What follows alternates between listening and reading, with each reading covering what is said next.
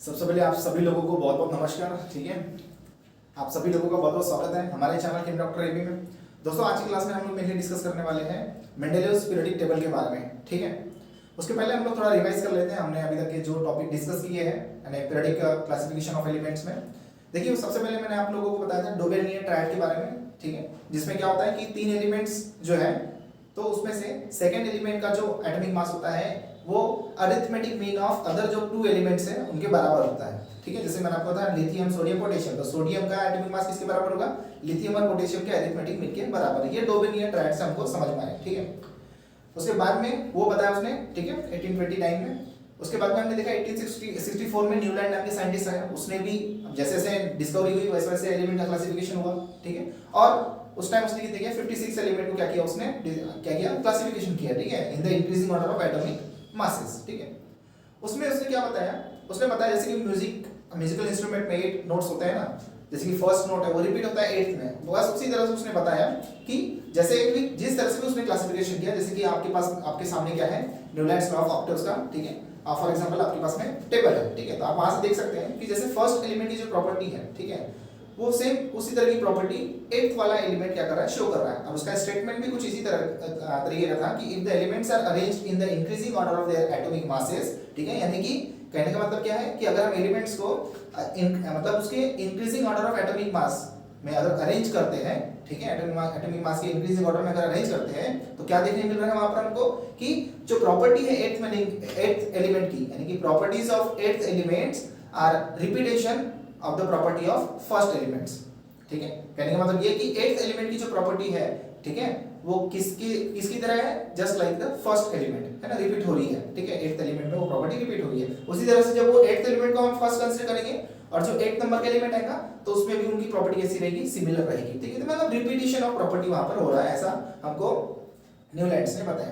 ठीक है, बट उसमें भी कुछ लिमिटेशंस थे। तो उसके बाद में एक नया साइंटिस्ट आया जिसके बारे में आज हम लोग डिस्कस करने वाले हैं, that is Mendeleev periodic table के बारे में। मेंडेलीव ने बताया, ठीक है, इस पीरियोडिक टेबल के बारे में। तो दोस्तों, इस चीज को डिस्कस करने से पहले हम लोग कुछ इंपॉर्टेंट डिस्कशन कर लेते हैं। ठीक है, कुछ इंपॉर्टेंट पॉइंट को समझ लेते हैं और उसके बाद में हम अच्छे से पहले तो हमारा अपना जो बेसिक है इसके बारे में उसको हम लोग क्लियर कर लेंगे, और उसको क्लियर करने के बाद में फिर हम धीरे धीरे मेंडेलीव का पीरियोडिक टेबल कैसा है, क्या है, ठीक है, कब उसने इस पीरियोडिक टेबल को बनाया, ठीक है, किस बेसिस पे बनाया, ठीक है, उसके क्या लिमिटेशंस थे, क्या मेरिट्स थे, ठीक है, उन सब चीजों को हम लोग धीरे धीरे डिस्कस करेंगे। ठीक है, आखिरी तक बनी रहिए। आपको इसका जो कंसेप्ट है वो भी जैसे कि अभी तक ही क्लियर हुआ, इसका भी कंसेप्ट आपको एकदम सही तरीके से क्लियर हो जाएगा। ठीक है, आपको पूरा समझ में आ जाएगा, बस बने रहिए एंड तक के। तो देखिए, कुछ चीजों को हम लोग डिस्कस कर लेते हैं। सबसे पहले जैसे कि मैं आपको सबसे पहले बताना चाहूंगा, देखिए बार बार एक नाम आ रहा है, क्या आ रहा है, पीरियोडिक टेबल। ठीक है, क्या आ रहा है, पीरियोडिक टेबल, बार बार ये एक नाम आ रहा है, पीरियोडिक टेबल। ठीक है, हम हर एक चीज को समझेंगे, ऐसा नहीं होना चाहिए कि मतलब कोई चीज हमसे छूट गया या कोई चीज टॉपिक हमारे सामने आ रहा है हमको समझा ही ना।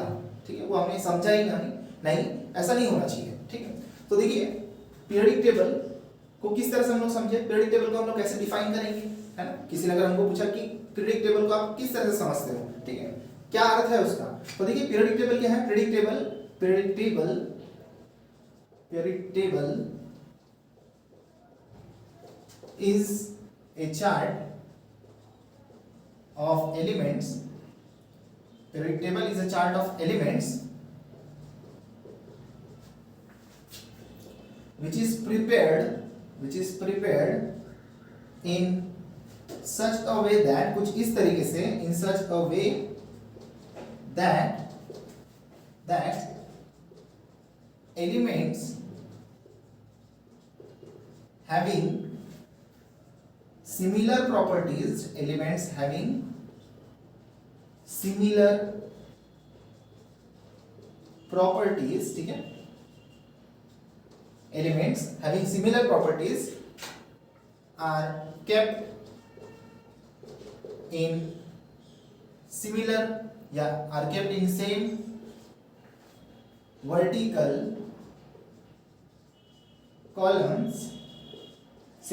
columns, और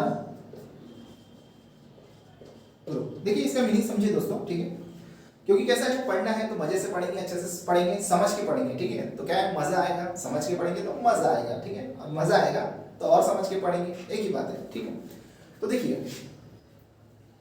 अब कुछ चीजों को हम लोग मतलब ये जो अपना हमने अभी सेंटेंस लिखा है, ठीक है, मतलब पीरियडिक टेबल की डेफिनेशन लिखी है, इसको क्लियर कर लेते हैं, समझ लेते हैं, ठीक है, उसके बाद हम आगे बढ़ेंगे।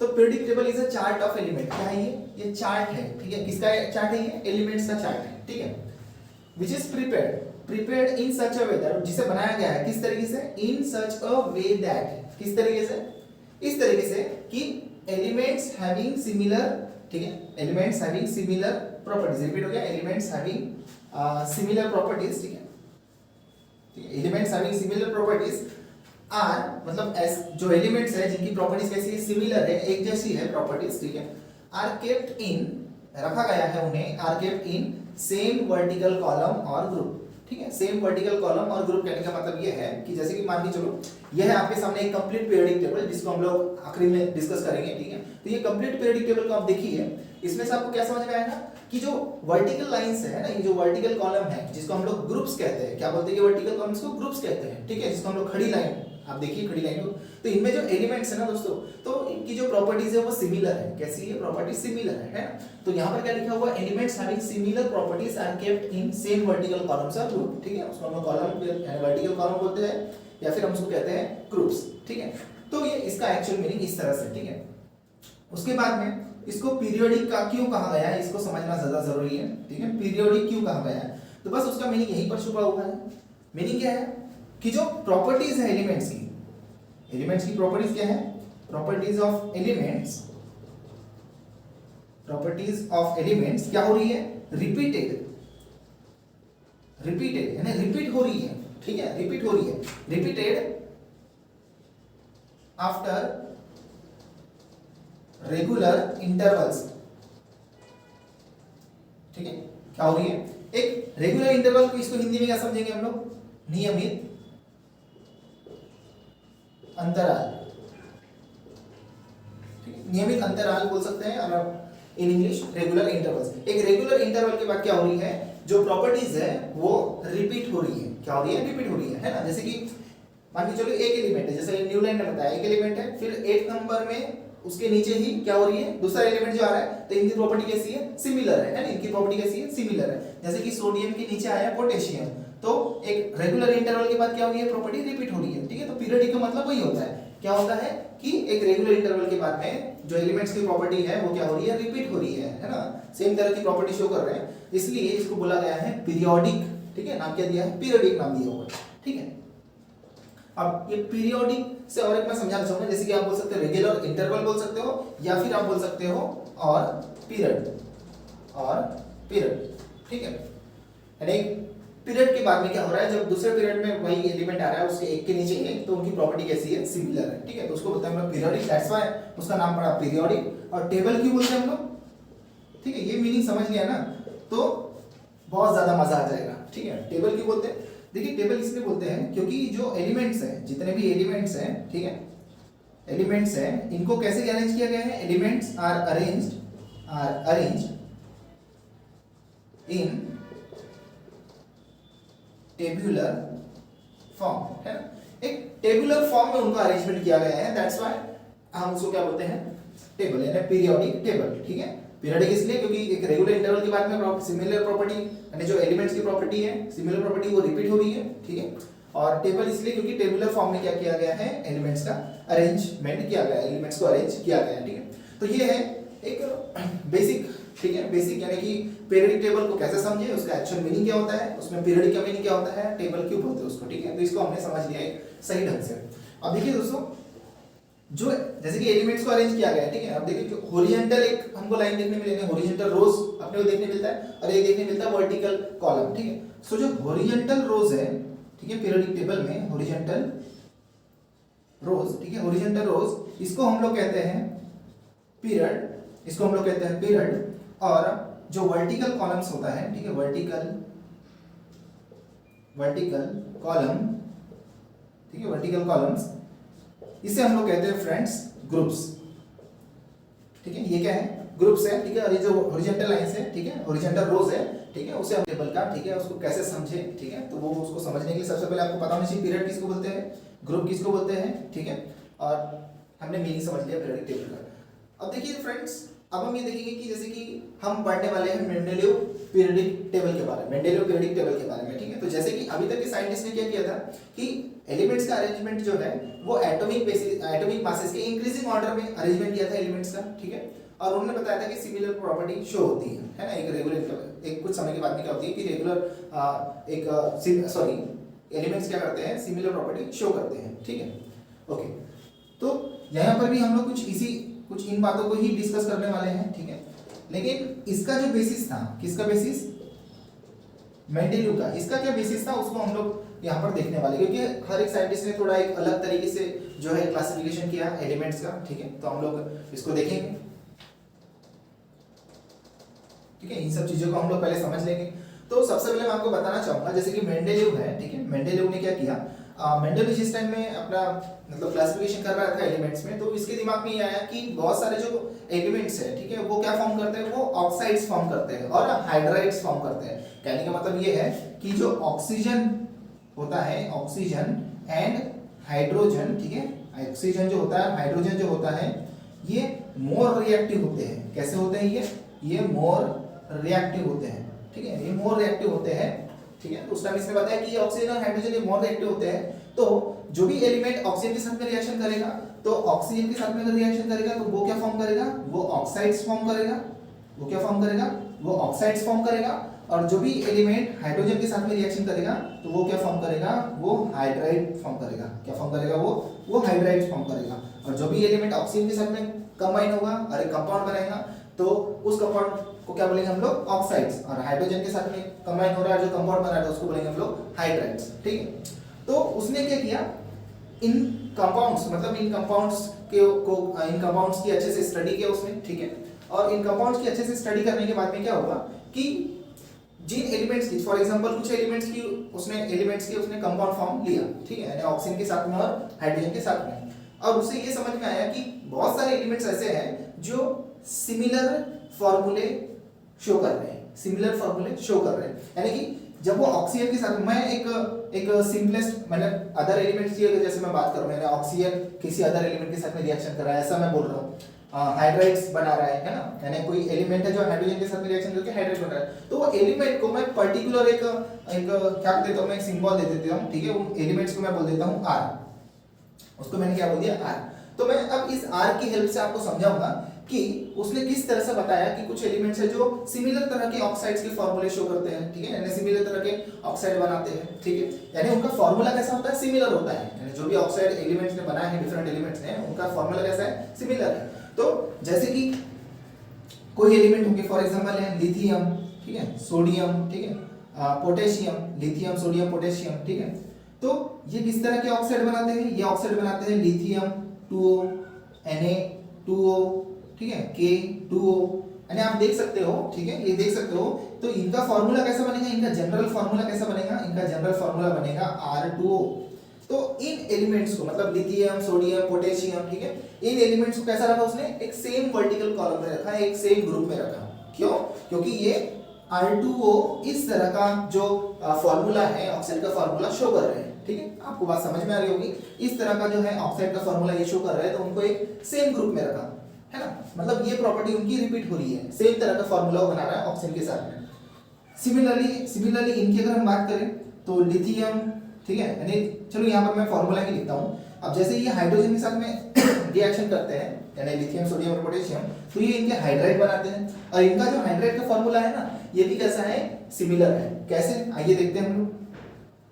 जैसे लिथियम बनाता है लिथियम हाइड्राइड, सोडियम बनाता है सोडियम हाइड्राइड, पोटेशियम बनाता है पोटेशियम हाइड्राइड। तो आप यहाँ देख सकते हो कि इनका जो फॉर्मूला है, ये फॉर्मूला कैसा है, इनका जो फॉर्मूला है ये कुछ इस तरह से है। मैंने देखिए जो अदर एलिमेंट है उसको मैंने क्या पकड़ लिया, मैंने R पकड़ लिया, यानी कि आपका लिथियम हो सकता है, सोडियम हो सकता है, पोटेशियम हो सकता है। तो देखिए फॉर्मूला कैसा बन रहा है, सिमिलर बन रहा है, यानी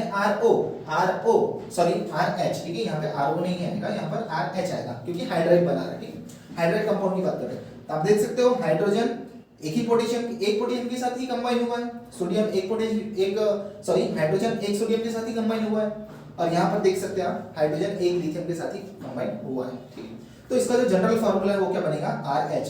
तो इस तरह से उन्होंने स्टडी किया, ठीक है, और सिमिलर जो फार्मूले शो कर रहे हैं हाइड्राइड के और ऑक्साइड के, तो तो उनको एक सेम वर्टिकल कॉलम में क्या किया, अरेंजमेंट किया, जिसके बारे में हम आगे डिस्कस करेंगे। ठीक है, पहले समझ लेते हैं कि बेसिक फंडा क्या है। ठीक है, उसके बाद देखिए ये हो गया लिथियम सोडियम पोटेशियम। लिथियम तो ये देखिए इसका इनका जनरल फार्मूला क्या बना, R2O। ठीक है, R2O बना। ठीक है, अच्छा उसी तरीके से जैसे कि मान के चलो अपने पास में दूसरे एलिमेंट्स हैं, जैसे कि Mg है, ठीक है, बेरिलियम है, ठीक है, मैग्नीशियम है, क्लियर है, कैल्शियम है।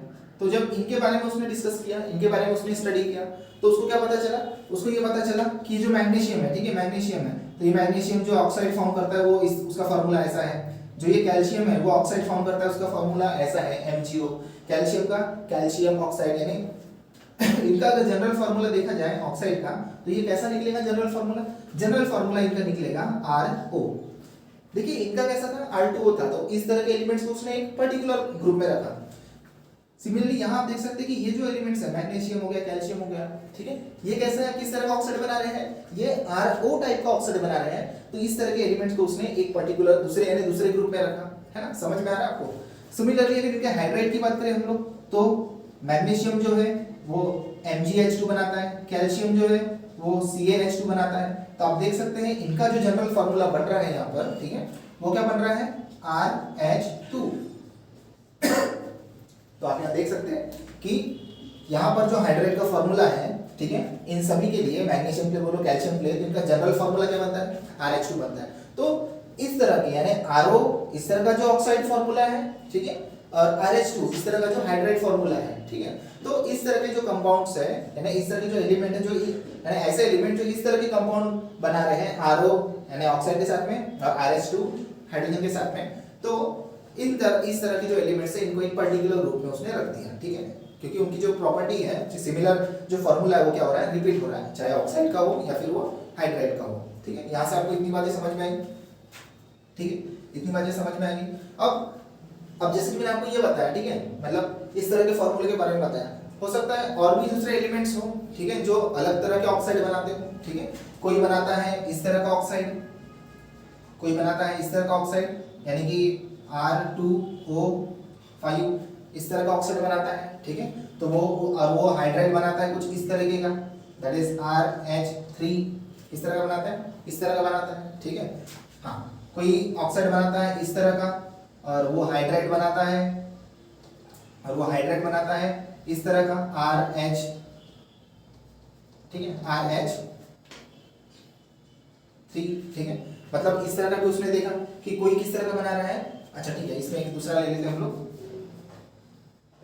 RO2, ठीक है, एंड RH4, यानी कि कुछ एलिमेंट्स ऐसे हैं जो, ठीक है, क्या बना रहे हैं, RO2 इस तरह का ऑक्साइड बना रहे हैं और हाइड्राइड कैसे बना रहे हैं, RH4 इस टाइप का बना रहे हैं, ठीक है। जैसे कि इसमें मैं आपको एग्जांपल देना चाहूंगा, मैं आगे डिस्कस करूंगा, जैसे कि कार्बन है, ठीक है, RH3 में एग्जांपल देना चाहूंगा, जैसे कि नाइट्रोजन है, ठीक है, नाइट्रोजन कैसे बनाता है ऑक्साइड, N2O5, ठीक है। उस टाइम जो उसने जितना भी स्टडी किया उस बेसिस पे ही कि ऑक्साइड का फार्मूला उसने देखा डिफरेंट एलिमेंट्स के लिए, हाइड्राइड का फार्मूला देखा उसने डिफरेंट एलिमेंट्स के लिए, और जहां पर भी सिमिलर फार्मूले रिपीट हो रहे हैं, सिमिलर फार्मूले जिस एलिमेंट्स के लिए आ रहे हैं, ठीक है, उनको एक पर्टिकुलर ग्रुप में उसने रख दिया, ठीक है। जैसे ये ऑक्साइड का फार्मूला N2O5 है, ठीक है, और इसका हाइड्राइड का फार्मूला है NH3। सिमिलरली कार्बन जो है ये कार्बन डाइऑक्साइड बनाया, ठीक है, और हाइड्राइड वाला जो है इसका फार्मूला वो है CH4। तो हम देखेंगे हर एक चीज को हम लोग डिस्कस करेंगे, लेकिन पहले आप बेसिस देख लीजिए। बेसिस क्या है इसका, बेसिस ये है, मतलब जो क्लासिफिकेशन है, क्लासिफिकेशन जो है मेंडेलीव का क्लासिफिकेशन, ठीक है, क्लासिफिकेशन ऑफ एलिमेंट्स, ठीक है, क्लासिफिकेशन ऑफ एलिमेंट्स किसके अकॉर्डिंग, मेंडेलीव के अकॉर्डिंग, ठीक है, मेंडेलीव के अकॉर्डिंग। तो वो किसके बेसिस पे किया, उसने किस चीज को बेसिस माना, ठीक है, प्रॉपर्टीज ऑफ एलिमेंट्स, ठीक है, basis of properties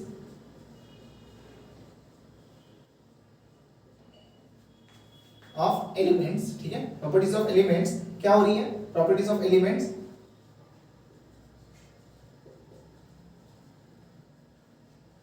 repeated properties of elements repeated, ठीक है, after रेगुलर इंटरवल्स, ठीक है। प्रॉपर्टी ऑफ जो एलिमेंट है ना, एलिमेंट की जो प्रॉपर्टी है वो क्या हो रही है, रिपीट हो रही है आफ्टर रेगुलर इंटरवल, ठीक है। जैसे कि अच्छा, ये बेसिस किस चीज को माना है इसने, फॉर्मूले ऑफ ऑक्साइड, यानी किस चीज को बेसिस मान के चला, तो फॉर्मूले ऑफ ऑक्साइड, फॉर्मूले ऑफ ऑक्साइड एंड फॉर्मूले ऑफ हाइड्राइड्स, ठीक है। फॉर्मूले ऑफ ऑक्साइड एंड फॉर्मूले ऑफ हाइड्राइड ऑफ एलिमेंट्स, ठीक है। तो इसके बेसिस ने उसने क्या किया, मतलब इनकी जो प्रॉपर्टीज है, इनकी जो फॉर्मूले है वो क्या हो रहे हैं, रिपीट हो रहे हैं, ठीक है, रिपीट हो रहे हैं। तो उसके बेसिस में क्या किया इसने, क्लासिफिकेशन किया एलिमेंट्स का। क्या किया इसने, क्लासिफिकेशन किया एलिमेंट्स का, ठीक है। मतलब जो एलिमेंट्स सेम तरह के ऑक्साइड फॉर्म कर रहे हैं उनको एक पर्टिकुलर ग्रुप में रखा। सिमिलरली वही एलिमेंट्स सेम तरह के फॉर्मूले दिखा रहे हैं हाइड्राइड के, तो उनको उसी ग्रुप में रखा, ठीक है। फिर उन्होंने दूसरे एलिमेंट को देखा कि वो दूसरे तरह के ऑक्साइड के फॉर्मूले बना रहे हैं, ठीक है। उनका जो फॉर्मूला है ऑक्साइड का वो डिफरेंट है, फिर हाइड्राइड का फॉर्मूला भी उनका डिफरेंट है, उनको एक पर्टिकुलर ग्रुप में रखा, ठीक है। तो जैसे जैसे उसने जैसे कंपाउंड की स्टडी किया, जैसे डिफरेंट एलिमेंट के कंपाउंड की स्टडी किया उसने, वैसे वैसे क्या किया उसने, क्लासिफिकेशन किया एलिमेंट्स का और उन्हें एक पर्टिकुलर ग्रुप में उन्हें रख दिया, ठीक है। अब देखिए, ये तो हो गया, हमने एक बेसिक चीज समझ लिया कि भाई पीरियोडिक टेबल क्या होता है, पीरियोडिक मतलब क्या, टेबल मतलब क्या, और इसके क्लासिफिकेशन करने का जो तरीका था थोड़ा अलग था। इसने क्या किया, ऑक्साइड को कंसीडर किया, मतलब एलिमेंट के ऑक्साइड का फार्मूला लिया इसने, एलिमेंट के हाइड्राइड का फार्मूला लिया, और इस बेसिस पे इसने क्या किया, एलिमेंट का क्लासिफिकेशन किया। कुछ नया तरीके से इसने क्लासिफिकेशन किया। क्यों किया, क्योंकि ऑक्सीजन और हाइड्रोजन कैसे है, मोर रिएक्टिव होते हैं, वो ज्यादा कंपाउंड बनाते हैं, इसलिए उस तरह के उसने फार्मूले को कंसीडर किया, ठीक। इतनी बातें इसने आपको समझाया, ठीक है। उसके बाद हम देखेंगे कि जो मेंडेलियो का पीरियोडिक टेबल है, ठीक है, वो एक्चुअल में किस तरह से दिखता है, ठीक है। उसमें की और क्या प्रॉपर्टीज हैं, ठीक है, कितने उसमें ग्रुप्स थे, कितने उसमें पीरियड थे, ठीक है, जो भी उसने बताया। अच्छा, कौन से ईयर उसने इस टेबल को बनाया, ठीक है, वो भी हम लोग देखेंगे, ठीक है। और भी बहुत सारी जो जानकारी है, बहुत ज्यादा इंपॉर्टेंट जानकारी है, उसको हम लोग देखेंगे, ठीक है। उसके पहले तो स्टूडेंट्स, अभी तक हमने ये देखा कि जो मेंडेलियो का क्लासिफिकेशन था एलिमेंट्स के बारे में, ठीक है, वो कैसा था, ही takes formulae of oxides and formula of hydrides of the elements as a basic property of the elements for the classification of elements, ठीक है। मतलब कहने का एक मतलब क्या है, वो ये कि जितने भी एलिमेंट्स को उसने क्लासिफाई किया अपने टाइम में, यानी 63 एलिमेंट्स क्लासिफाई किया, वो अभी हम लोग आगे देखेंगे, ठीक है। तो 63 एलिमेंट को जब उसने क्लासिफाई किया तो किस बेसिस पे किया, उन्होंने ऑक्साइड के फॉर्मूला, मतलब ऐसे एलिमेंट्स जो सिमिलर ऑक्साइड्स के फॉर्मूले, मतलब सिमिलर फॉर्मूला शो करते हैं ऑक्साइड्स के, और ऐसे एलिमेंट्स जो सिमिलर फॉर्मूला शो करते हैं हाइड्राइड के, उनको एक पर्टिकुलर ग्रुप में रखना शुरू कर दिया, ठीक है, इन the increasing order of their atomic masses, ठीक है। यही सब चीजें हैं। अब ये जो आप सामने देख रहे हैं, ठीक है, आपके सामने, ठीक है, इस बोर्ड में, तो ये है मेंडेलियो का पीरियोडिक टेबल। क्या ये मेंडेलियो का पीरियोडिक टेबल, ठीक है। तो ये है मेंडेलियो का एक्चुअल पीरियोडिक टेबल, और यहाँ पर मैंने उन एटॉमिक मासेस को मेंशन किया है जिन्हें मुझे समझाना है, ठीक है, ठीक है। बाकी आप उसका पीरियोडिक टेबल आपकी बुक में देख सकते हैं, कहीं पर भी देख सकते हैं, तो आपको अगर कंप्लीट इन्फॉर्मेशन चाहिए तो वहां मिल जाएगा आपको। बाकी यहाँ पर जो जो मैंने एटॉमिक मास मेंशन किया है वो सिर्फ आपको समझाने के लिए है, ठीक है, कुछ चीजें समझाने के लिए, ठीक है, जो बहुत ज्यादा इंपॉर्टेंट है मेंडेलियो का पीरियोडिक टेबल समझने के लिए, ओके। तो देखिए, मेंडेलियो ने क्या किया, मेंडेलियो ने इन 1869 में, ठीक है, 1869 में ये जो पीरियोडिक टेबल है, मेंडेलियो पीरियोडिक टेबल, इसको, ठीक है, बनाया, ठीक है। मेंडेलियो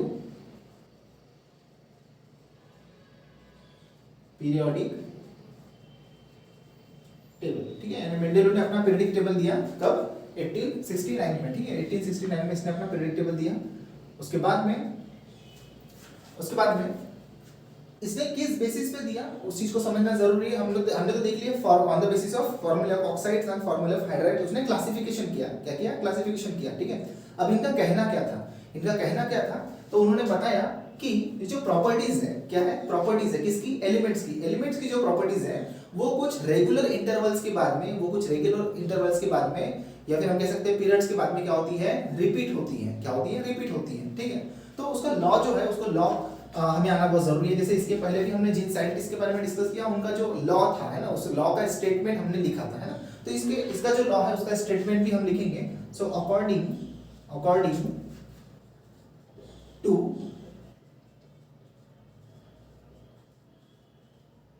मेंडेलियस, ठीक है, अकॉर्डिंग टू मेंडेलियस, इसका स्टेटमेंट क्या था, इसका स्टेटमेंट लिख लेते हैं हम लोग। अकॉर्डिंग टू मेंडेलियस क्या था, the properties of elements, the properties of elements, the properties of elements are the periodic functions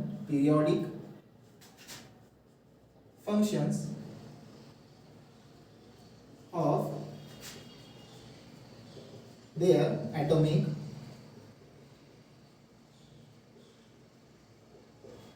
masses, ठीक है।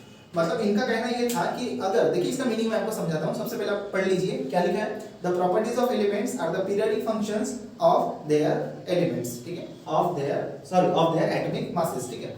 इसका मतलब मीनिंग ये है कि अगर आप, ठीक है, उस टाइम की बात है, अगर आप जो एलिमेंट्स है, ठीक है, उनको उनके एटॉमिक मास के इंक्रीजिंग ऑर्डर में अरेंज करते हैं, ध्यान से सुनिएगा, इसका मीनिंग समझना बहुत ज्यादा जरूरी है। अगर आप एलिमेंट्स को उनके एटॉमिक मास के इंक्रीजिंग ऑर्डर में क्या करते हो, अरेंज करते हो, तो क्या होता है, आफ्टर रेगुलर इंटरवल, यानी कुछ रेगुलर इंटरवल्स के बाद में, ठीक है, कुछ आफ्टर रेगुलर इंटरवल्स, ठीक है, आफ्टर रेगुलर इंटरवल्स, या फिर हम कह सकते हैं पीरियड्स, ठीक है, आफ्टर रेगुलर इंटरवल्स और पीरियड्स, ठीक है, क्या होती है, क्या होता है यहाँ पर, जो प्रॉपर्टीज है वो क्या होती है, रिपीट होती है, ठीक है। Properties of elements repeated, properties of elements क्या होती है, रिपीट होती है, ठीक है। इसके बारे में इन्होंने बताया, ठीक है।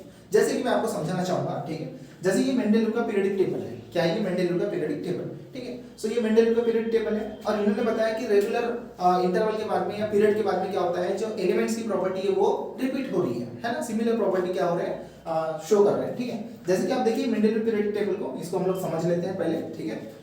तो देखिए ये है ग्रुप, ठीक है, ग्रुप कौन से है ये, फर्स्ट, सेकंड, थर्ड, फोर्थ, इस तरह से। तो अगर मैं बात करूं ग्रुप की, तो टोटल ग्रुप कितने हैं मेंडेलीव के पीरियोडिक टेबल में, 8 है। देखिए बहुत इंपॉर्टेंट पॉइंट है ये, कि पूछा जाता है कि मेंडेलीव के पीरियोडिक टेबल में कितने ग्रुप्स थे, तो 8 ग्रुप्स है, ठीक है। और अगर हम बात करें पीरियड की, ठीक है, पीरियड्स की, तो ये कितने थे, ग्रुप्स थे 8, और पीरियड्स कितने थे, ये 7 थे, ठीक है। पीरियड्स कितने थे, 7 थे, ठीक है। आप देख सकते हैं 1 2 3 4 5 6 7, यानी जो हॉरिजॉन्टल लाइन है, ये हॉरिजॉन्टल रोज है ना, इसको हम लोग कहते हैं पीरियड्स, ठीक है। आपको मैंने इसके पहले भी बताया। और ग्रुप्स किसको बोलते हैं हम लोग, वर्टिकल कॉलम्स को, किसको बोलते हैं, ग्रुप्स, वर्टिकल कॉलम्स को, ठीक है।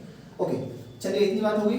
अब हम आगे बढ़ते हैं, ठीक है। ये हो गए ग्रुप्स और पीरियड्स के बारे में कितने हैं। अच्छा ठीक है, अब देखिए मैंने आपको ये बताया कि बेसिस क्या था इसका, formula of oxides and formula of hydrides, ठीक है।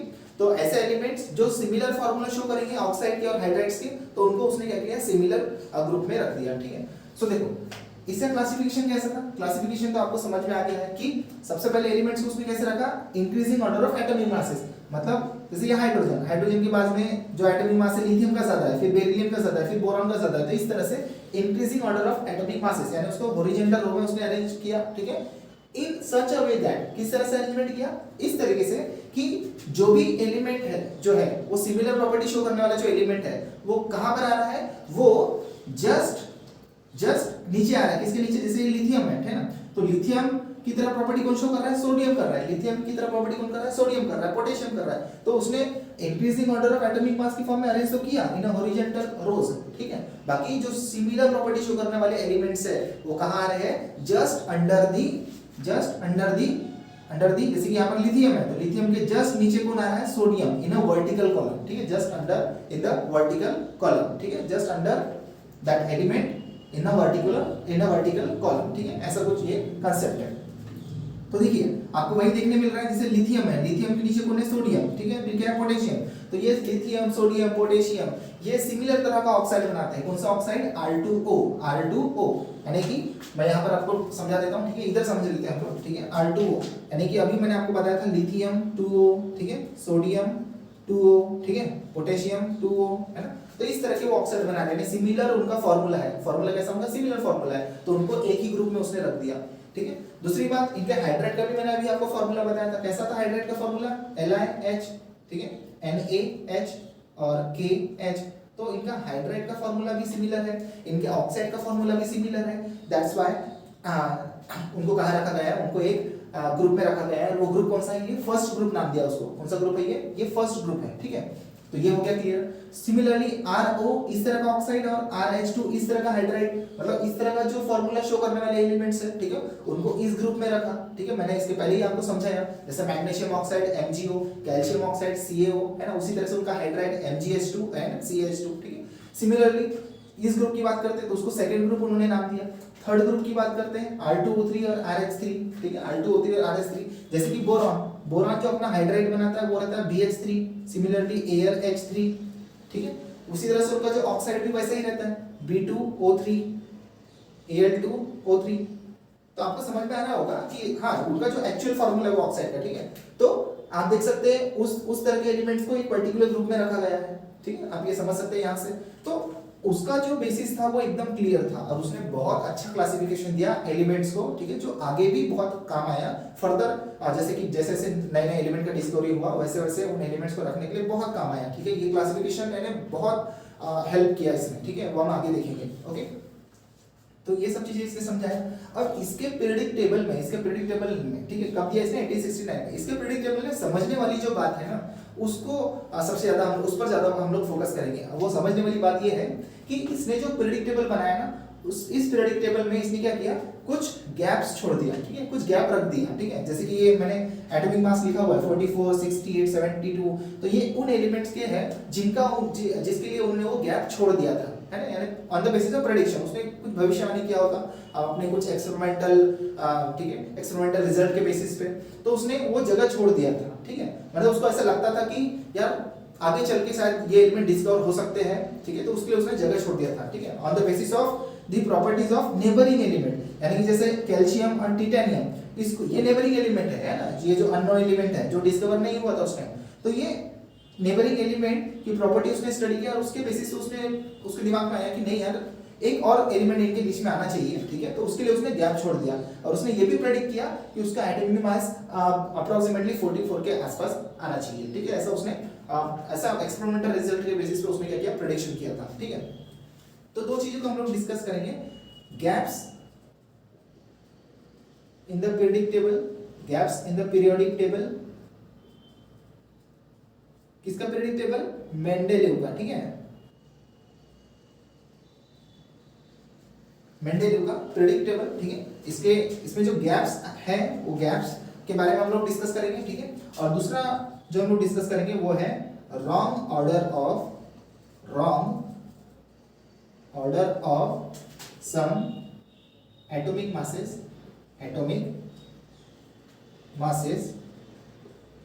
ऑफ सम एलिमेंट्स, ठीक है। मतलब कुछ एलिमेंट्स का उसने क्या किया, जो एटॉमिक मास है उनका जो ऑर्डर है, ठीक है, वो कैसा कर दिया, गलत तरीके से रख दिया, ठीक है। मतलब जैसे कि इंक्रीजिंग ऑर्डर मतलब कम से ज्यादा की ओर, तो उसने क्या कर दिया कुछ केसेस में, ज्यादा जिसका एटॉमिक मास है उसको पहले रख दिया और जिसका एटॉमिक मास कम है उसको बाद में रख दिया। तो ऐसे भी इसने रॉन्ग ऑर्डर कर दिया एटॉमिक मास का कुछ एलिमेंट्स का, ठीक है। तो इन दो चीजों के ऊपर, ये दो पॉइंट्स के ऊपर हम ज्यादा से ज्यादा फोकस करेंगे, ठीक है। ऐसा जो उसने किया है और कहाँ किया है वो हम लोग देखेंगे, ठीक है। जैसे कि मैंने आपको बताया गैप्स के बारे में, ठीक है, गैप्स के बारे में मैंने आपको बताया। तो देखिए गैप यहाँ पर है, ठीक है, कैल्शियम के बाद यहाँ पर गैप है, ठीक है, जिंक के बाद यहाँ पर गैप है। उसी तरह से आप देख सकते हैं यहाँ पर भी गैप है, यानी सिलिकॉन के नीचे गैप है, ठीक है। तो उसने ये गैप्स जो रख दिया है किसके बेसिस पे रखा, मैंने अभी समझाया आपको कि उसको ऐसा लगता था कि इन एलिमेंट्स के बीच में, कैल्शियम और टिटेनियम के बीच में एक तो भी और एलिमेंट आना चाहिए। उनको ऐसा लगा कि 40 है, इसका 48 है, मतलब बीच में और एक तो भी एलिमेंट आना चाहिए, है ना। एटॉमिक मास के बीच में इतना डिफरेंस है, मतलब एक ना एक और एलिमेंट इसके बीच में आना चाहिए, ऐसा उनके दिमाग में चल रहा था, ठीक है। सो उस बेसिस पे ही उन्होंने क्या किया, यहाँ पर एक गैप छोड़ दिया, एक एलिमेंट के लिए वहां पे जगह रख दिया। ऐसा उनका एकदम जबरदस्त प्रेडिक्शन था, ठीक है। यानी इतनी खतरनाक भविष्यवाणी उन्होंने उस टाइम में की थी, ठीक है। और वो कल चल के वो प्रूव भी हो गई, यानी कल चल के वो एकदम सही साबित हो गई कि यार सच में उन्होंने जो प्रेडिक्शन किया था वो बहुत सही था। कल चल के वो एलिमेंट डिस्कवर हुआ और उसका एक पर्टिकुलर नाम पड़ा जो हम आगे देखने वाले हैं, ठीक है। सिमिलरली यहाँ पर भी उनका यही प्रेडिक्शन था कि मतलब जिंक और आर्सेनिक, यानी उस टाइम तो उनको जिंक और आर्सेनिक के बारे में पता था, इसलिए उन्होंने एक पर्टिकुलर जगह वहां पर दे दी, ठीक है। लेकिन उसके बीच में भी और दो एलिमेंट आ सकते थे, ये भी उन्होंने प्रेडिक्शन किया और उसके लिए भी उन्होंने जगह छोड़ दिया। और उन्होंने ये भी किया कि एटॉमिक मास उनका प्रेडिक्ट किया, मतलब कितना एटॉमिक मास उनका हो सकता है ये भी उन्होंने क्या किया, प्रेडिक्ट किया। ठीक है, तो जिंक के बाद जो एलिमेंट आता है उसका एटॉमिक मास उन्होंने प्रेडिक्ट किया 68, और ये जो है अपना आरसीडी के पहले जो आता है उसका उन्होंने प्रेडिक्ट किया 72, है ना, यानी 75 के पहले। तो ऐसा खतरनाक प्रेडिक्शन उन्होंने किया मेरे भाई। ठीक है, अब देखते हैं हम लोग, अब हम देखते हैं कि ये जो एलिमेंट्स है इनको उन्होंने किस तरह से मतलब नाम दिया। ठीक है, उनको एक्चुअल नाम तो नहीं पता था क्योंकि डिस्कवरी ही नहीं हुई थी। ठीक है, सो उन्होंने क्या नाम दिया। ठीक है, हम पहले गैप्स वाले के बारे में बात कर लेते हैं। ठीक है, गैप्स वाले के बारे में बात कर लेते हैं। ठीक है, यानी ये फर्स्ट वाले को पहले समझ लेते हैं हम लोग। तो उन्होंने इनका नाम क्या दिया, जैसे कि बोरॉन। ठीक है, बोरॉन के नीचे जैसे ये एलिमेंट है ना, अब इस एलिमेंट तो उस टाइम ये कैसा था, अननोन था, है ना, नॉट डिस्कवर्ड। तो इस एलिमेंट को उन्होंने एक नाम दिया, वो नाम दिया इका बोरॉन। इका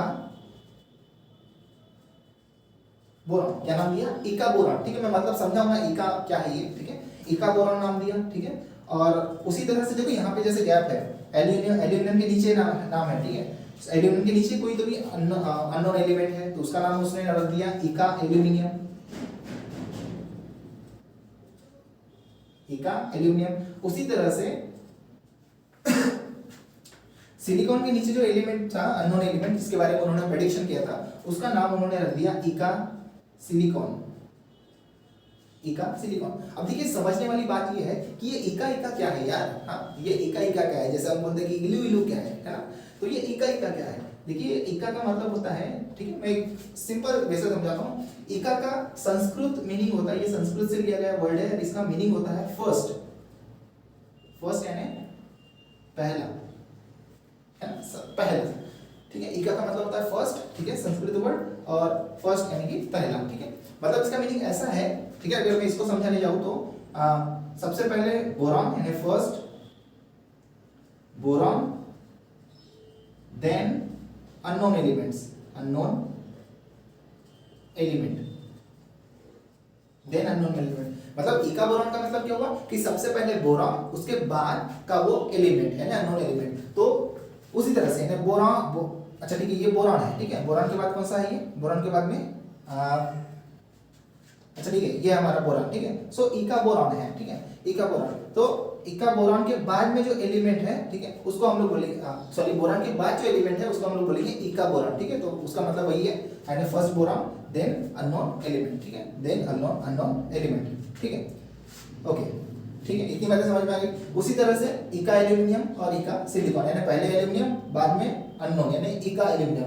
तो पहले सिलिकॉन बाद में इका सिलिकॉन, यानी कि बाद में ये अननोन एलिमेंट। इस तरह से उसने समझाया। ठीक है, दूसरी चीज जो उसने बताया, यानी उसके पीरियोडिक टेबल में ये देखने को मिली कि उसने रॉन्ग ऑर्डर रख दिया। किसका, atomic masses of some element. कुछ एलिमेंट का उसने रॉन्ग ऑर्डर रख दिया, पहले ज्यादा एटॉमिक मास वाले को रख दिया और बाद में कम एटॉमिक मास वाले को। ठीक है, अब ये भी कहीं ना कहीं उसके दिमाग में चल रहा था, उतनी बड़ी स्टडी वो कर रहा था, तो कुछ ना कुछ उसने प्रेडिक्शन किया होगा। तो उसने देखो कोबाल्ट जो है जिसका एटॉमिक मास 58.9 है, कितना भाई मेरे, 58.9 है, और निकेल जो है इसका 58.7 है, मतलब कम है ना। अगर आप वो वैल्यू के ऊपर फोकस करते हो तो आपको समझ में आता है कि 58.9 ये बड़ा है और 58.7 ये छोटा है। तो यहाँ से क्या समझ में आता है, यहाँ से ये बात समझ में आती है कि कोबाल्ट को उसने पहले रख दिया जबकि उसको बाद में रखना चाहिए था, according to increasing order of atomic mass, मतलब जो ट्रेंड चल रहा था, जिस रूल के हिसाब से वो क्लासिफिकेशन चल रहा था। लेकिन यहाँ पर वो गड़बड़ हो गया।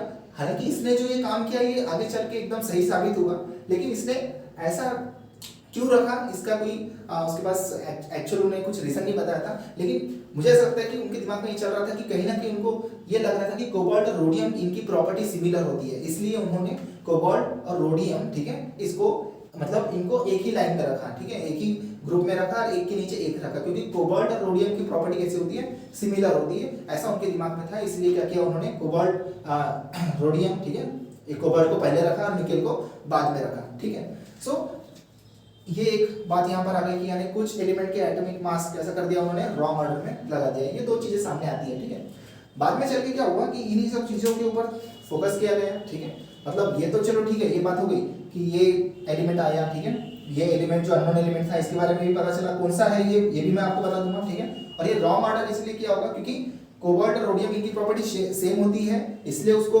एक के नीचे एक रखा हुआ है। ठीक है, और जिसकी वजह से फिर क्या हुआ, ये रॉन्ग ऑर्डर में इसको रख दिया है, ठीक है। अब हम देखते हैं कि ये जो एलिमेंट्स है, मतलब बोरॉन के बाद यानी इका बोरॉन, इका एल्यूमिनियम और इका सिलिकॉन, ये कौन से मैं आपको बताता हूँ जो आगे चल के डिस्कवर हुए, ठीक है। तो ये जो इका बोरॉन है, ठीक है, इका बोरॉन, अच्छा ठीक है, ये जो मैंने आपको मीनिंग लिखवा दिया है, ठीक है, इसको मैं थोड़ा क्लियर कर लेता हूँ। ये हमने क्लियर कर लिया। इका बोरॉन जो था, ठीक है, ये निकल के आया बाद में स्कैंडियम, ठीक है, इसका सिंबल होता है Sc, ठीक है, Sc। सिमिलरली इका एल्यूमिनियम जो होता है, ये निकल के आया बाद में इका एल्यूमिनियम गैलियम, ठीक है, गैलियम, और इसका सिंबल होता है Ga। सिमिलरली जो इका सिलिकॉन था, ठीक है, ये कौन सा था, ये था जर्मेनियम, और ये आया Ge, इसका सिंबल जो होता है वो होता है Ge। तो ये तीन एलिमेंट्स जो है, जो उसने प्रेडिक्शन किया था, ठीक है, और the basis of the property of neighbouring elements, यानी जो पड़ोसी उसके एलिमेंट्स थे, उसकी प्रॉपर्टी के बेसिस में जो ये प्रेडिक्शन किया था, ये कल जाके यानी बाद में चल के क्या हुआ, एकदम सही साबित हुआ, और पता चला कि वो स्कैंडियम है, गैलियम है और जर्मेनियम है, ठीक है। इका बोरॉन, इका एल्यूमिनियम, इका सिलिकॉन, वो क्या है, स्कैंडियम है, गैलियम है और जर्मेनियम, ठीक है। इतनी सारी जानकारी उसने दिया, और ये इसका जो पीरियोडिक टेबल है, इसकी बहुत अच्छा, इससे बहुत अच्छी मदद मिली आगे चल के एलिमेंट्स के क्लासिफिकेशन के लिए, बहुत इसने मदद किया, ठीक है। अब देखिए, ये सब चीजें तो हमने डिस्कस किया, मतलब मेंडेलियो का पीरियोडिक टेबल हमने अच्छे से समझ लिया, ठीक है। Formula of oxide and formula of hydride के बेसिस पे उसने क्लासिफिकेशन किया, ठीक है, इंक्रीजिंग ऑर्डर ऑफ एटॉमिक मास को ध्यान में रखते हुए, ठीक है। तो ये सब चीजें जो है, बेसिक कांसेप्ट जो है मेंडेलियो पीरियोडिक टेबल का, वो हमने अभी समझ लिया। और किस लॉ के बेसिस पे बताया इसने कि the properties of elements are the periodic functions of their atomic mass, यानी अगर हम जितने भी एलिमेंट्स हैं, ठीक है, उनको इंक्रीजिंग ऑर्डर ऑफ एटॉमिक मास में अगर लगा देते हैं, तो कुछ इंटरवल के बाद में, कुछ रेगुलर इंटरवल के बाद में, यानी जिसको हमने हिंदी में कहा था कुछ नियमित अंतराल के बाद में, या कुछ पीरियड के बाद में क्या होता है कि जो प्रॉपर्टी है एलिमेंट्स की, वो क्या हो रही है, वो रिपीट हो रही है, वो सिमिलर प्रॉपर्टी शो कर रहे हैं, ठीक है। जैसे मैंने आपको यही बताया, ठीक है, लिथियम, सोडियम, पोटेशियम, ठीक है, बेरिलियम, मैग्नीशियम, बोरॉन, एल्यूमिनियम, इस तरह से उनके फार्मूला ऑफ ऑक्साइड और फार्मूला ऑफ हाइड्राइड क्या हो रहे हैं, सिमिलर है, ठीक है, सिमिलर फार्मूला वो शो कर रहे हैं, ठीक है। ये हो गया। अब हम देखेंगे कि ये जो मेंडेलियो पीरियोडिक लॉ है, ठीक है, इसका जो मेंडेलियो पीरियोडिक लॉ है, इसके क्या मेरिट्स हैं, है ना, इसके क्या मेरिट्स हैं वो हम लोग देखेंगे, ठीक है। और उसके बाद हम लोग देखेंगे इसके लिमिटेशंस, क्या देखेंगे हम लोग, लिमिटेशन, मतलब इसके पीरियोडिक टेबल में इसे क्या कमियां रह गई है, ठीक है, इसके लॉ या इसके पीरियोडिक टेबल में क्या कमियां रह गई है ना, किस चीज की कमी रह गई है, क्या चीज ये बताने में सक्सेस नहीं हो पाया, इन सब चीजों को देखेंगे हम लोग, ठीक है। तो सबसे पहले आप इस चीज को नोट डाउन कर लीजिए, फिर हम लोग आगे बढ़ते हैं, ओके।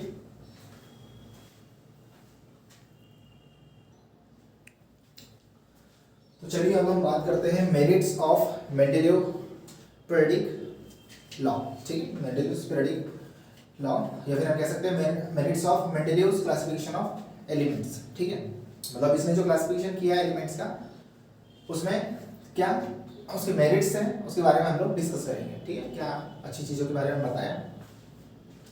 देखिए मेंडेलियो, सबसे पहला इसका मेरिट है, Mendeleev periodic law predicted the existence of some element, existence of some elements that had not been discovered at that time, that had not been discovered at that time।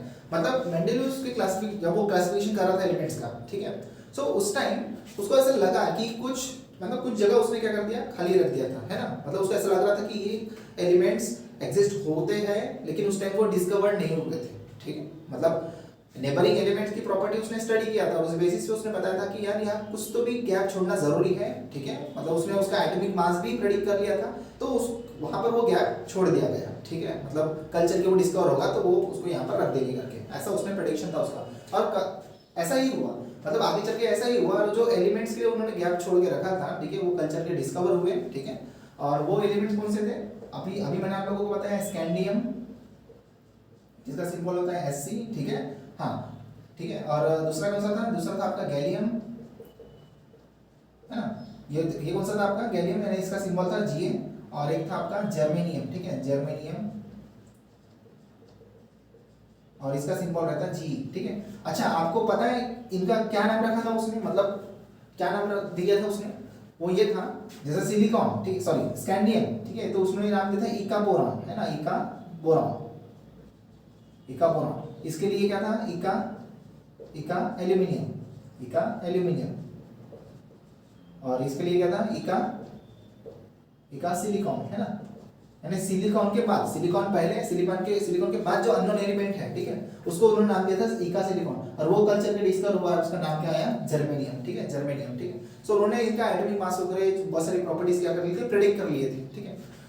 देखिए ये हो गया इसका फर्स्ट मेरिट, है ना, कुछ जो element थे अनडिस्कवर्ड एलिमेंट, उनको उनका क्या कर लिया था, उन्होंने प्रेडिक्शन कर लिया था, उन्होंने प्रेडिक्ट किया था कि उनका एग्जिस्टेंस, ठीक है, एग्जिस्टेंस आगे चल के हो सकता है करके। एमपीटी, देखिए एमपीटी मतलब मैंने शॉर्ट में लिखा हुआ है मेंडेलिव पीरियडिक टेबल, ठीक है, Mendeleev periodic table could predict the properties of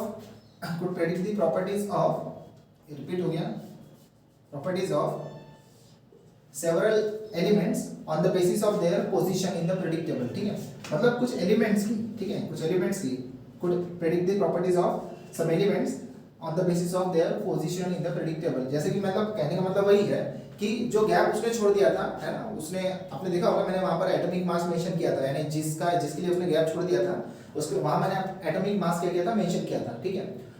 जैसे कैल्शियम के बाद में जो गैप छोड़ा था उसका 44 उन्होंने वहां पर रख दिया था एटॉमिक मास, है ना, उनको ऐसा लगा कि 44 उसका हो सकता है, जो भी अननोन एलिमेंट है उस टाइम डिस्कवर नहीं हुआ, ठीक है। तो सिमिलरली अब यहाँ पर हम लोग डिस्कस करेंगे कुछ एलिमेंट, जैसे कि इका एल्यूमिनियम उसने बताया, ठीक है। तो इका एल्यूमिनियम की उसने प्रॉपर्टी, जो भी प्रॉपर्टी उसने क्या किया, प्रेडिक्ट किया था, ठीक है। सो प्रॉपर्टी हम लोग देखेंगे, और बाद में जब वो नया एलिमेंट जो डिस्कवर हुआ, ठीक है, जिसके लिए उन्होंने जगह छोड़ा था, जिसका नाम उन्होंने इका एल्यूमिनियम दिया था, तो उसकी प्रॉपर्टी से मैच करती है नहीं वो हम देखेंगे, ठीक है। तो इन्होंने बहुत जबरदस्त इनका प्रेडिक्शन था, ठीक है। सो देखते हैं हम लोग, तो सबसे पहले हम लोग देख लेते हैं, जैसे कि इका एल्यूमिनियम है, इका एल्यूमिनियम,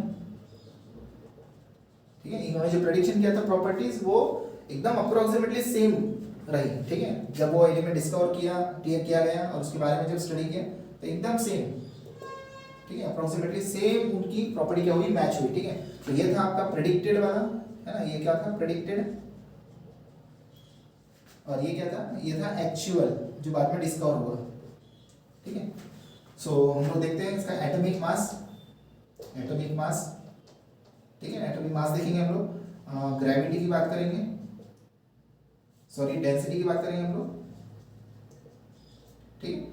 उसके बाद हम लोग बात करेंगे मेल्टिंग पॉइंट की, एम्पियर है मेल्टिंग पॉइंट, ठीक है, और फॉर्मूला ऑफ ऑक्साइड, इसका फॉर्मूला ऑफ ऑक्साइड देखेंगे, एंड फॉर्मूला ऑफ क्लोराइड,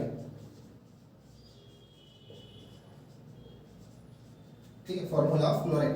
तो देखिए जब इका एल्यूमिनियम का जो प्रेडिक्शन किया था उन्होंने, जो प्रॉपर्टीज प्रेडिक्ट किए थे, ठीक है, और बाद में चल के जो वो नया जो एलिमेंट डिस्कवर हुआ जो कि गैलियम निकल के आया, ठीक है। सो उसकी प्रॉपर्टी कितनी मैच होती है वो हम देख लेते हैं, ठीक है। सो एटॉमिक मास इसका कितना है, इसका मास है एटॉमिक मास 68, यानी इका एल्यूमिनियम का जो उन्होंने प्रेडिक्शन किया था वो 68, और गैलियम जो डिस्कवर हुआ एक्चुअल उसका निकल के आया 69.7, ठीक है।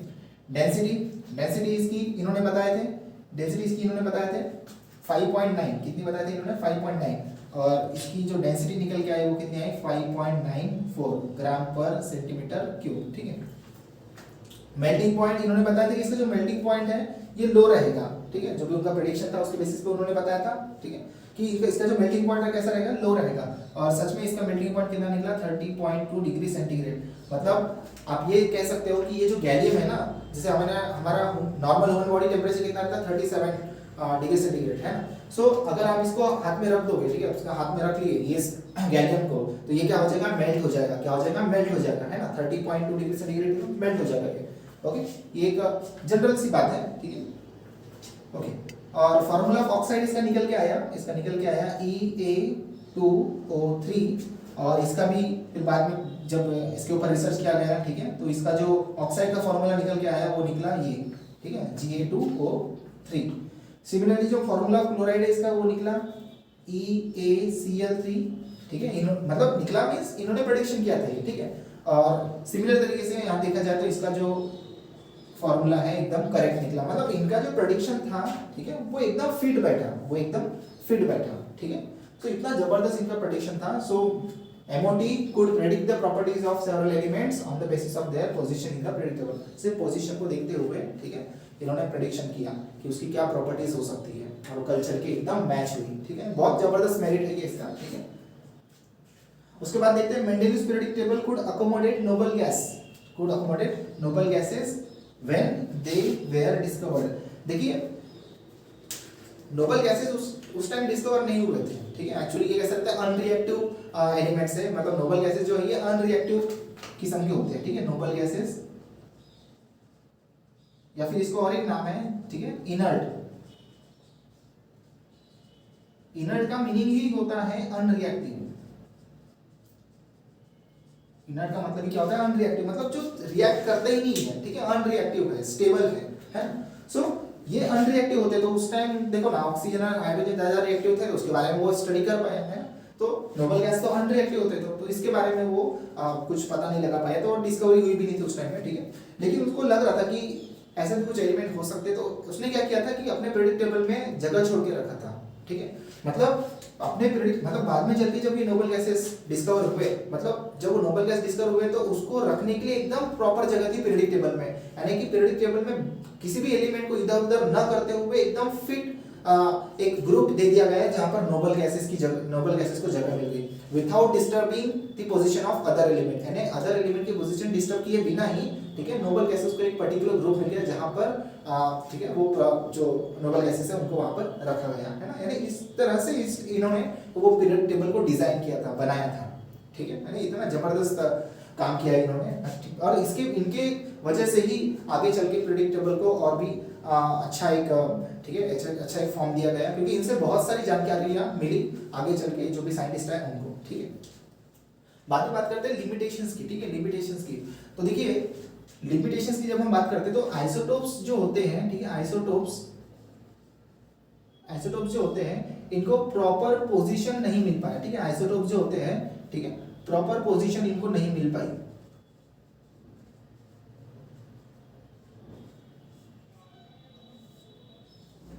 ठीक है। जो आइसोटोप्स होते हैं एलिमेंट्स के उनको उन आइसोटोप्स को प्रॉपर पोजीशन नहीं मिल पाई, क्योंकि इनका जो तरीका था क्लासिफिकेशन करने का वो क्या था? इंक्रीजिंग ऑर्डर ऑफ एटॉमिक मास। क्या था? इंक्रीजिंग ऑर्डर ऑफ एटॉमिक मास, ठीक है। जैसे कि क्लोरीन 35 और एंड क्लोरीन 37, ये क्लोरीन के दो आइसोटोप्स होते हैं, ठीक है, आइसोटोप्स होते हैं, क्लोरीन के दो आइसोटोप्स होते हैं, ठीक है। ओके, तो क्लोरीन एक होता है क्लोरीन 35 यानी जिसका एटॉमिक मास होता है 35, और एक होता है क्लोरीन 37 जिसका एटॉमिक मास होता है 37। ये आपने क्लास 9 में भी आपने डिस्कस कर लिए हो, ठीक है। ओके, तो क्लोरीन 35 क्लोरीन 37 एटॉमिक मास तो डिफरेंट है, तो फिर अगर एटॉमिक मास डिफरेंट है तो मेंडेलिव के पीरियोडिक टेबल में उसने क्यों इनको एक अलग पोजीशन क्यों नहीं दिया अपने पीरियोडिक टेबल में, ठीक है। तो ये इसका लिमिटेशन है, ठीक है। मतलब इनका एटॉमिक मास डिफरेंट है तो इनको अलग पोजीशन क्यों नहीं दिया? देना चाहिए था। अगर इंक्रीजिंग ऑर्डर ऑफ एटॉमिक मास में रखा जा रहा है तो इनको कोई एक अलग पोजीशन नहीं दिया गया आइसोटोप्स को, ठीक है। उनको एक ही पोजीशन में रखा है, यानी जहां क्लोरीन है वहीं ये आइसोटोप्स की भी पोजीशन वही है, ठीक है। बाकी इसका कोई एक्सप्लेनेशन उन्होंने नहीं दिया कि ऐसा क्यों, क्योंकि इंक्रीजिंग एटॉमिक मास का जो उनका जो कांसेप्ट था वो यहाँ पर फॉलो नहीं होता, ठीक है। सो ये उसका क्या हो गया? लिमिटेशन हो गया, ये डिफेक्ट हो गया, यानी ये उनके पीरियोडिक टेबल की क्या हो गई, ये पीरियोडिक लॉ की क्या हो गई? कमी हो गई, ठीक है। तो उन्होंने जो जिस रूल के हिसाब से या जो भी उनका तरीका था वो जिस हिसाब से उन्होंने क्लासिफिकेशन किया तो वो यहाँ पर फॉलो नहीं हो रहा, एक्सप्लेन नहीं कर पाए क्यों आइसोटोप्स को अलग पोजीशन नहीं दिया गया, ठीक है। इन द इंक्रीजिंग ऑर्डर, अगर इंक्रीजिंग ऑर्डर ऑफ एटॉमिक मास की बात करें तो, ठीक है, आइसोटोप्स को कोई अलग जगह नहीं मिल पाई, ठीक है। दूसरी बात करते हैं हम लोग कि wrong order of atomic masses of some elements, ठीक है, not explained,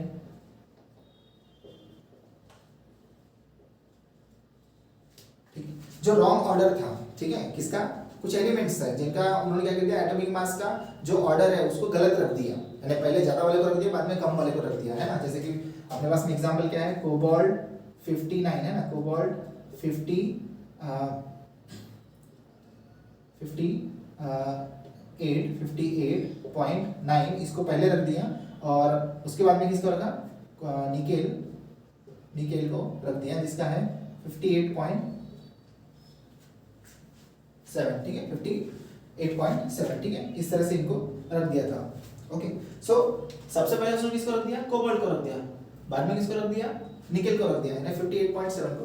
तो ऐसा क्यों इसने किया, ठीक है, मतलब इंक्रीजिंग ऑर्डर ऑफ एटॉमिक मास में रखना चाहिए तो इसने रॉन्ग ऑर्डर क्यों रख दिया, तो ये भी इसका क्या होगा, लिमिटेशन होगा, क्योंकि ये जो अरेंजमेंट इसने किया था क्यों रखा था, ठीक है, रॉन्ग ऑर्डर में, ये वो एक्सप्लेन नहीं कर पाया, ये वो एक्सप्लेन नहीं कर पाया, ठीक है, ओके, ये इसका लिमिटेशन है।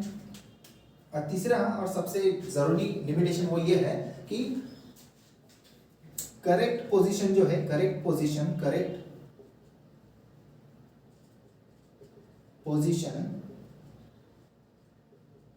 टू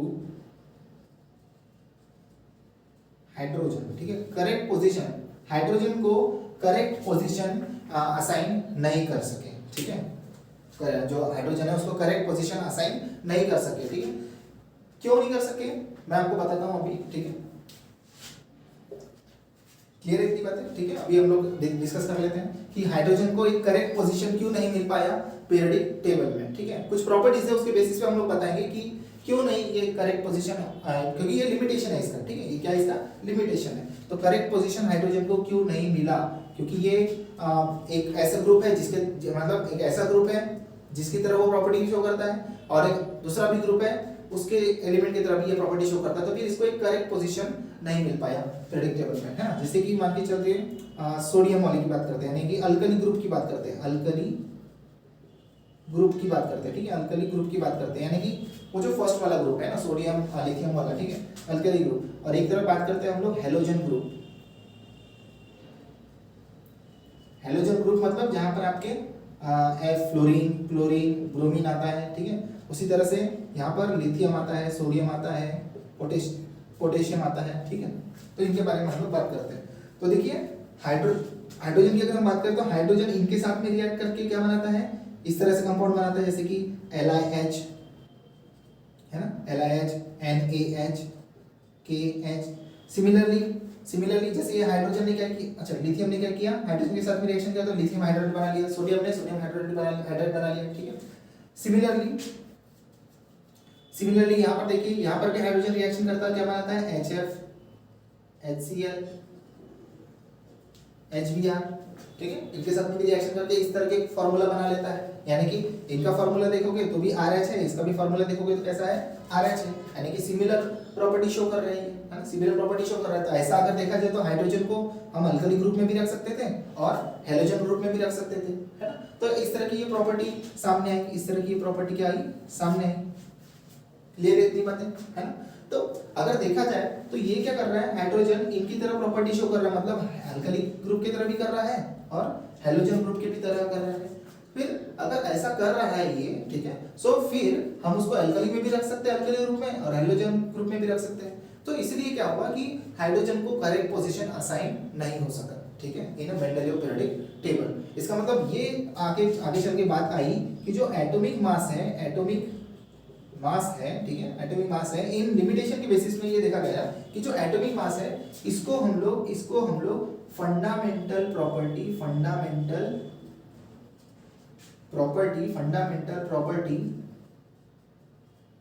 के तौर पर यूज नहीं कर सकते, यानी फंडामेंटल प्रॉपर्टी के तौर पर यूज नहीं करते, काय के लिए, फॉर क्लासिफिकेशन